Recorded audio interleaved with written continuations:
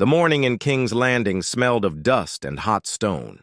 The Red Keep's courtyard was already buzzing with servants and guards when Ned Stark stepped out, his gray cloak trailing behind him like a shadow from the cold north. He had been in this city only a short while, but the stench of its politics was worse than the stench of the streets. Sir Barristan was waiting for him in the yard, his white armor gleaming like the wall of winter itself. "Lord Stark," he greeted quietly. "There's trouble in the city. Armed men calling themselves the Faith Militant have begun patrolling the streets." Ned frowned. "Armed? The King's men?" "No," Barristan said. "The Sevens. Men. Swords and cudgels, banners of the seven-pointed star. They claim to be cleansing the city of sin." It was a memory that came to him then. Old Nan's tales of the Faith Militant long ago, before the Targaryens had broken their swords and put them to heel. Now they were back, and in Robert's court, with the king's drunken neglect, nothing good could come from zealots holding steel. That same day, Ned walked into the small council chamber with a storm in his heart. Varys, Littlefinger, and Renly were already there, with Grand Maester Pycelle droning through some tedious report. Ned didn't wait for him to finish. "There are armed fanatics in the city streets," Ned said. "This is not a matter for slow words. It is treason. The king's law must be upheld by the king's soldiers, not by priests with blades." Littlefinger smirked in that snake-like way of his. "The small folk like them. They feel protected. Might not be wise to anger the faith." "The faith answers to the realm," Ned said, voice firm, "and the realm answers to the king. Or have we all forgotten who rules here?" Varys folded his hands. "Some would say the faith answers to the gods, Lord Stark, and gods have long memories." But Ned wasn't swayed. That night he went to Robert's chambers himself, finding the king sprawled half-drunk over a table. "Robert, these faith militant are no good to you. They'll challenge your authority. Give me leave to break them before they take root." Robert grunted. "If they're making trouble, put them down. 7 hells, I don't care. Just don't come whining to me if the Septons start wailing in their holy halls." By the next morning, Ned's orders went out. The city watch, gold cloaks under Janos Slint, marched alongside Stark men from Winterfell who had followed him south. The first clash came outside the great sept of Baelor. Zealots in rough armor blocked the steps, their leader, a tall, gaunt man with wild eyes, preaching about sin in the court and corruption in the crown. "You wear steel without the king's leave," Ned told him from horseback. "Lay down your arms and return to the sept." The man spat at his horse's hooves. "We answer only to the 7, false lord. The gods have given us the right to cleanse this city." Ned's jaw tightened. "Then the gods will have to forgive you." The fight was quick and brutal. Steel rang on steel, and the gold cloak's discipline tore through the zealots' chaos. The gaunt leader fell with an axe in his chest. By sunset, the streets were slick with blood, and the Faith Militant's banners burned in the square. But, even as the smoke rose, Ned could feel the city's mood turning. The common folk watched with wary, angry eyes. Whispers began, of a northern wolf who butchered the gods chosen. In the sept that night, the High Septon prayed over the bodies, and his words were not for peace. He called Lord Stark a blasphemer, a cold-blooded heretic who would answer for this crime in this life or the next. Far away in the Reach, in Old Town's halls, the most devout of the faith began to plot. The city did not sleep after the burning of the Faith Militant's banners. Whispers slithered through the alleys like rats. The Butcher of the 7, the wolf who spat on the gods, the northerner who would see the great sept torn down stone by stone. By morning, the whispers had teeth. Street criers were shouting sermons, written by the High Septon himself, sermons that named Eddard Stark a danger to every good soul in Westeros. Ned had faced the cold of winter and the axes of wildlings, but this was different. This was a city turning against him without a sword being drawn. At the council table, Pycelle shifted uncomfortably as he read a letter with the High Septon's seal. Lord Stark, the faith demands that you answer for the murder of their sworn brothers. They will accept a public penance. If not, he coughed, there will be unrest. Renly laughed, though there was no mirth in it. Unrest? The faith has no more soldiers, their ashes in the street. Men with faith in their hearts don't need swords, Varys said quietly.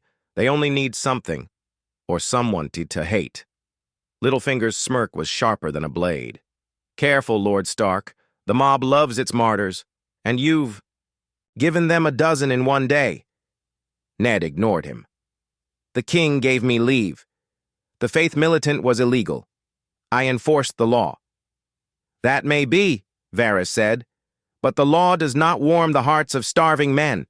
The High Septon can turn the commons against you with a few prayers and a tear-stained robe.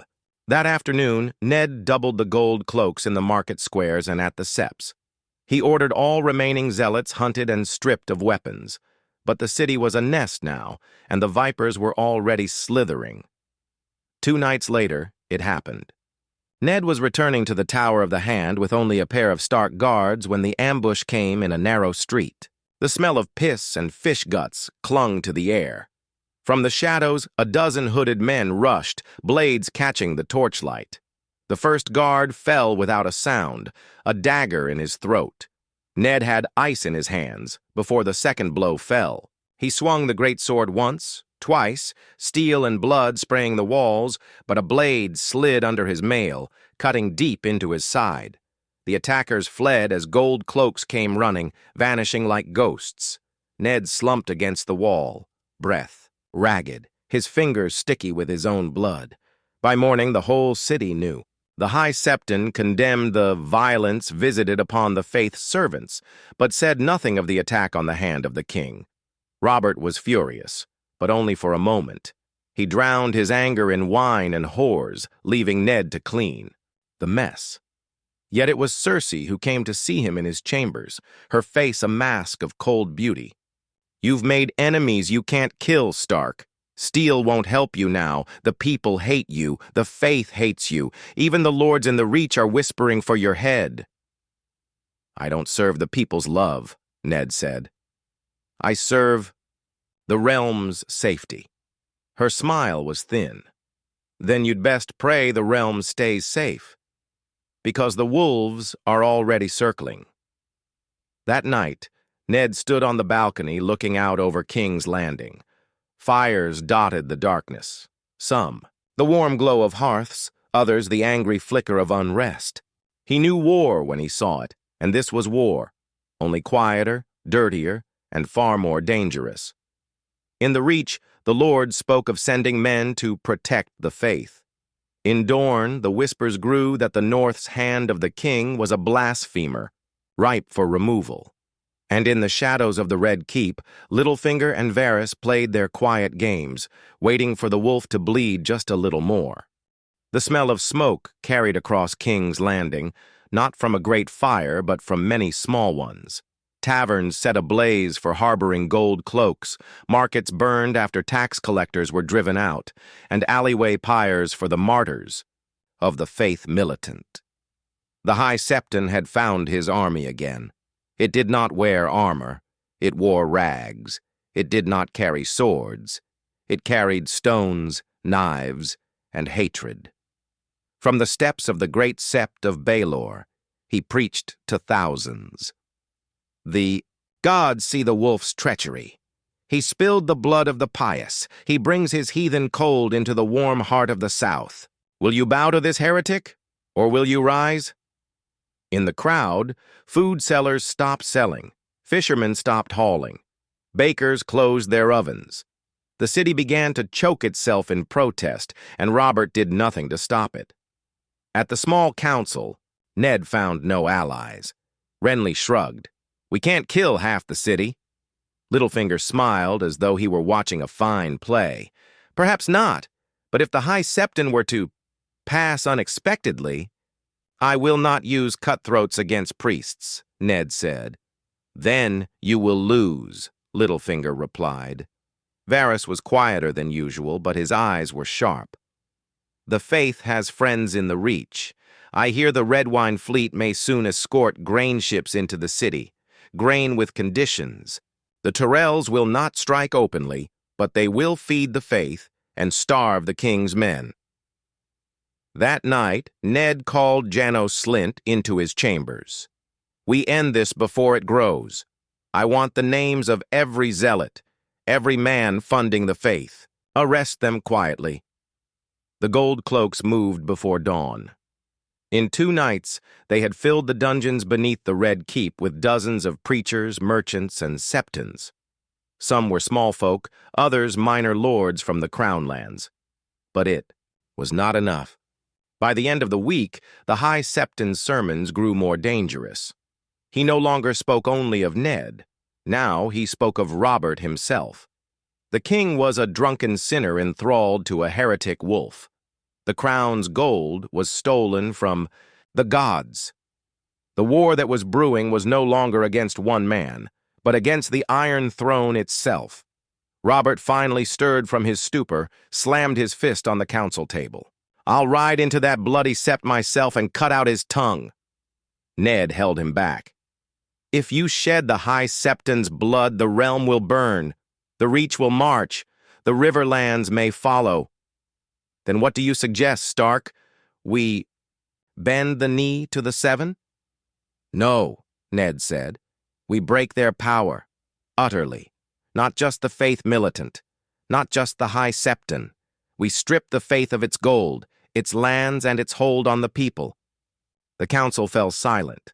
It was the most dangerous thing Ned had ever suggested. To rob the Faith was to spit on 7 centuries of tradition. To take their lands was to make war on half the realm. But Robert smiled a slow, cruel smile. Now there's the wolf I remember from the Trident. And so a new order went out from the Iron Throne. The Faith's property was to be seized in the name of the crown. Its septs were to be guarded by gold cloaks for the safety of the people. All tithes were to be redirected to the royal treasury. It was a declaration of war. In the streets, bells rang not for prayer, but for rebellion. Across the city, mobs armed themselves with cleavers, pitchforks, and stolen blades. The High Septon, dressed in robes of white and gold, marched at the head of thousands toward the Red Keep. The Faith would no longer hide in shadows. They would come in daylight, in full voice, ready to tear the wolf and the crown apart. The bells tolled like war drums. From the Tower of the Hand, Ned could see the tide of humanity pouring through the streets toward the Red Keep.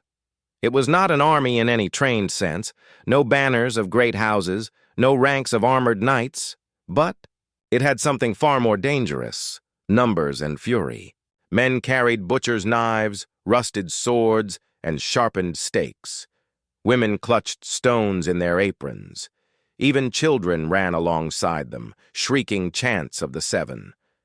At the head of it all walked the High Septon, robes gleaming in the sunlight, a 7-pointed star of gold hanging heavy on his chest.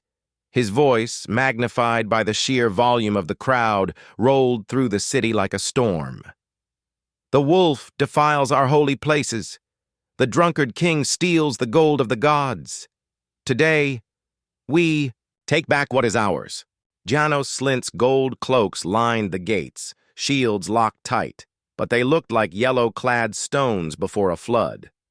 The city was not designed to withstand its own people. Robert was already half in his armor when Ned found him in the armory. 7 hells, Stark. Let's end this now. I'll put my hammer through that old fool's skull. You'll kill one man and make him a martyr, Ned said sharply. We must break the mob, not feed it. Break it then, Robert growled. Do whatever you must. Ned turned to Slynt. No arrows unless they breach the gates. Use spears to hold the line. Drive them back without slaughter if you can. It began just past midday. The crowd surged forward, chanting, shoving against the gold cloak's wall of shields. Stones and bottles rained down. A spear darted through the gap and took a gold cloak in the throat. He fell screaming, and the line faltered. The High Septon's voice rose above the chaos. "The gods are with us! The Seven will guide our hands!" And then it happened. A single barrel of burning pitch rolled from the mob, burst against the Red Keep's outer gate. The flames climbed hungrily up the wood. Slint gave the order, and the first volley of arrows cut into the crowd. Screams tore the air as bodies fell, but the mob pressed harder, stepping over the dead. Ned was on the battlements, shouting orders, sending gold cloaks to seal the postern gates and block the streets leading to the keep. The plan was to choke the mob in narrow alleys where their numbers counted for less. By late afternoon, the Red Keep's courtyard was slick with blood, some from zealots, some from the king's men. The mob had been pushed back twice, but each time they returned wilder than before.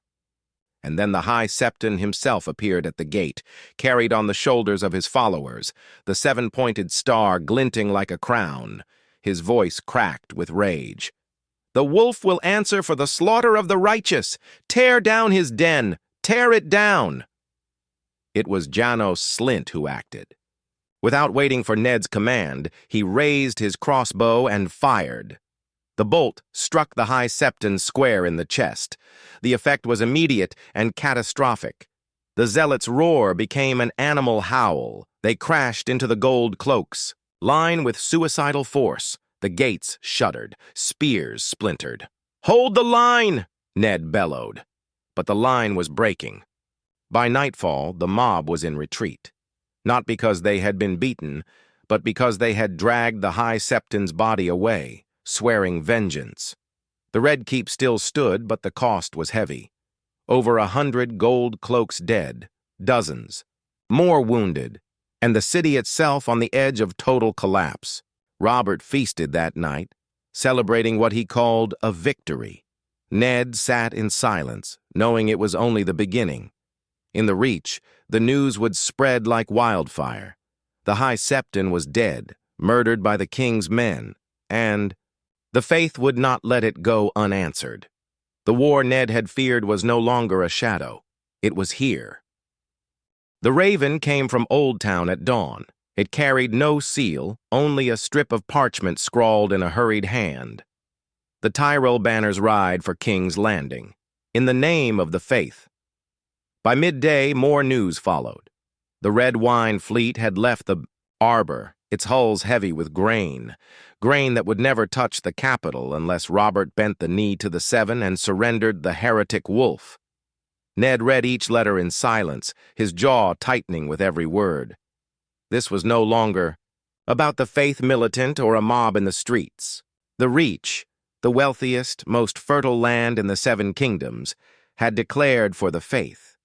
And they had ships, soldiers, and lords who could starve King's Landing without ever drawing a sword at the gate. At the small council table, Robert slammed his goblet so hard wine sprayed across the maps. "Let them come! We'll smash them like we smashed Rhaegar!" "You can't fight the Reach and keep the city fed," Ned said. "If the grain stops, the small folk will riot again before the Tyrells even arrive." "They're already rioting," Robert barked. "And you want me to grovel to a bunch of flower-picking hypocrites?" Varys's voice was calm, but his eyes glittered. "If the Tyrells reach the city, they will not come to parley. They will come to hang you both from the sept." Littlefinger leaned in, smiling like a cat with a fresh kill. "There's a simpler answer. Cut the head from the serpent. Find the next High Septon before the Tyrells can crown him, and end him. Quietly." "No," Ned said, sharper than he intended. "We've killed one High Septon, and it brought us war. Kill another, and we'll see half the realm at our gates." Robert grinned without humor.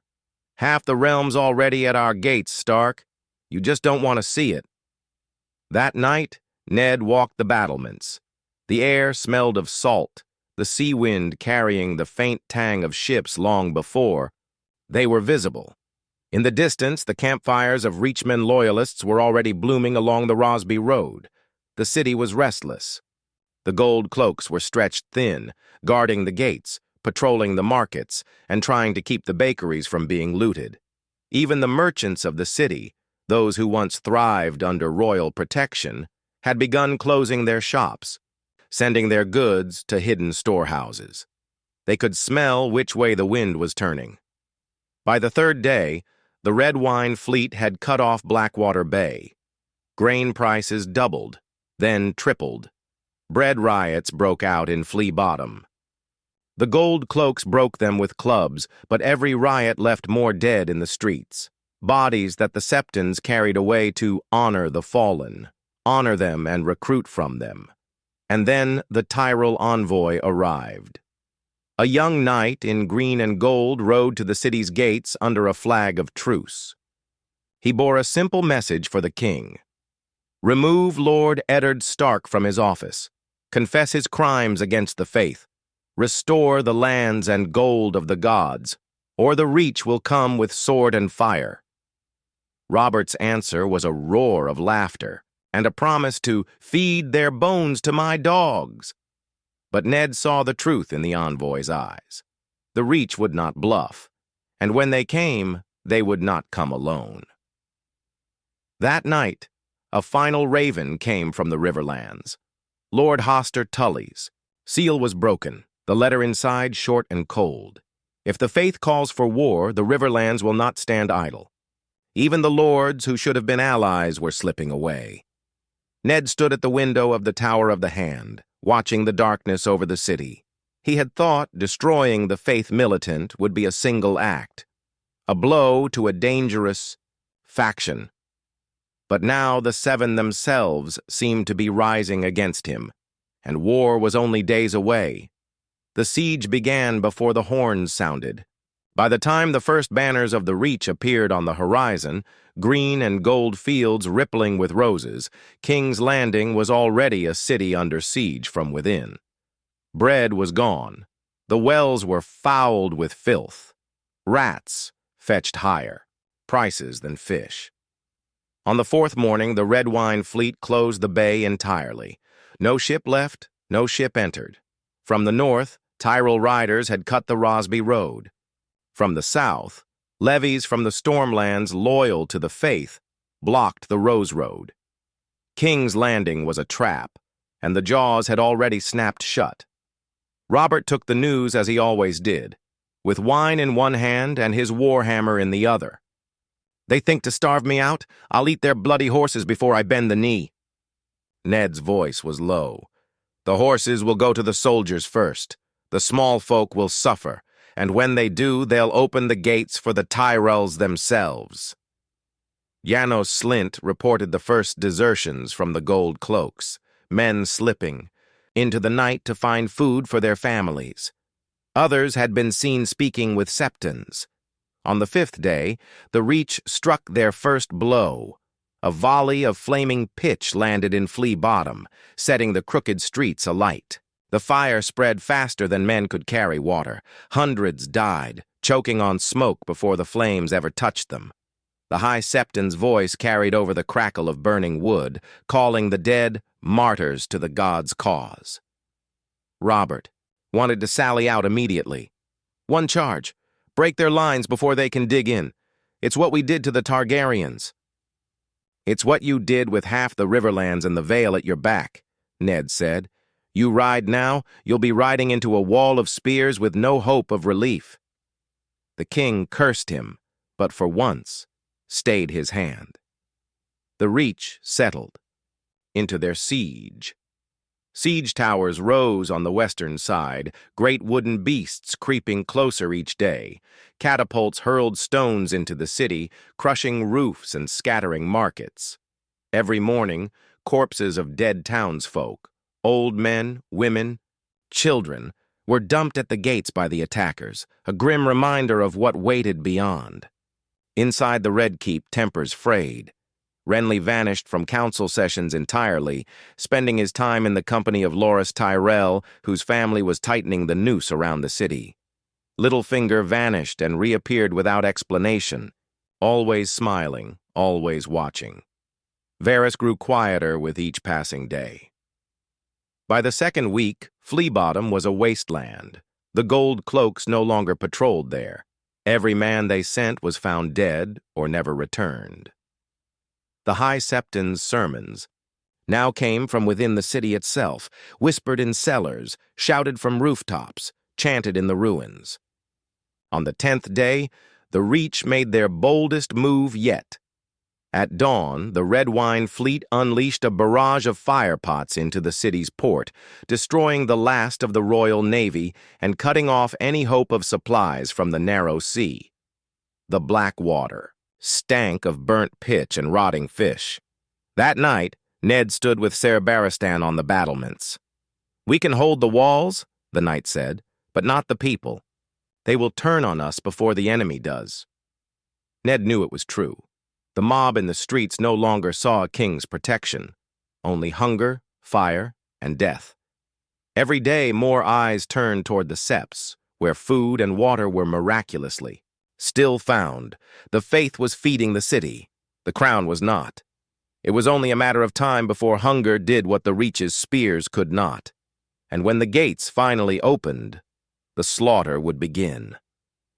The breaking point came not with a battle cry, but with the sound of bells. At dawn on the 17th day of the siege, their toll rolled through the streets, slow and deep. Not the alarm bells of an attack, but the solemn knell of a holy day. Yet Ned knew, before a single report reached the Red Keep, that this was no holy feast. It was the signal. The first gold cloak to bring word was half dead with fear. "My lord, the gates. The mud gate's been opened." Ned's blood ran cold. "By who?" "By our own. The watchmen on duty. They let them in. Said the gods would forgive them." In his mind's eye, Ned saw it already. Reachmen pouring into the city, green and gold banners spilling down the streets like a flood. The Red Wine fleet in the bay, cutting off any escape by water. The High Septon's voice rising above the chaos, declaring the wolf's reign ended. He found Robert in the armory, already strapping on his breastplate, half drunk but grinning like it was the Trident all over again. "They've come to us, Stark. Now we break them in the streets." "You'll be breaking them with what?" Ned shot back. "Half the gold cloaks are gone. The rest can't be trusted. The people will rise against us the moment we leave the keep." Robert's grin faltered, replaced by the old fury. "You want to run?" "I want to live long enough to fight a battle we can win. We have to pull back. To Dragonstone, Storm's End, anywhere we can hold until—" The council chamber doors burst open. Varys swept in, his face pale for once.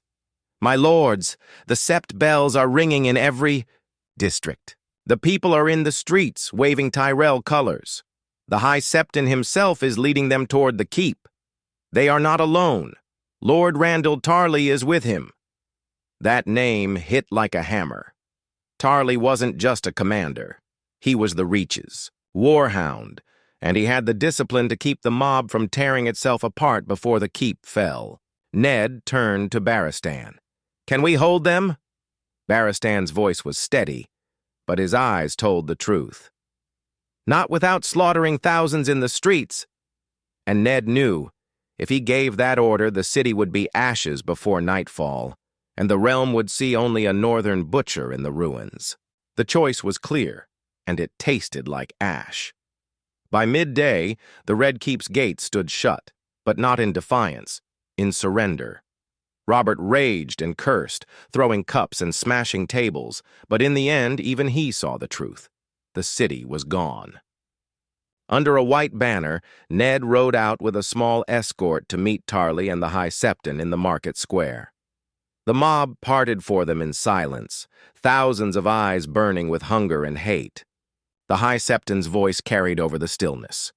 "You have defied the gods, slain their chosen, stolen their gold. For this, the Seven could demand your life." Ned met his gaze. "Then take it from me and let Robert live." The old Man smiled faintly, the kind of smile that holds no warmth. The gods are merciful. You will live, but you will never rule here again. And so the bargain was struck. Robert was to be stripped of power, left a king in name only, the realm now guided by the faith and its allies in the Reach. Ned was to leave the city that day, riding north under oath never to return to kings, landing while the High Septon drew breath. That night, as he passed through the river gate under the gaze of Tyrell soldiers, Ned looked back once at the city. The Red Keep still stood, but its banners were gone, replaced with the seven-pointed star. The wolf had destroyed the faith militant, and in doing so, he had given birth to something far worse.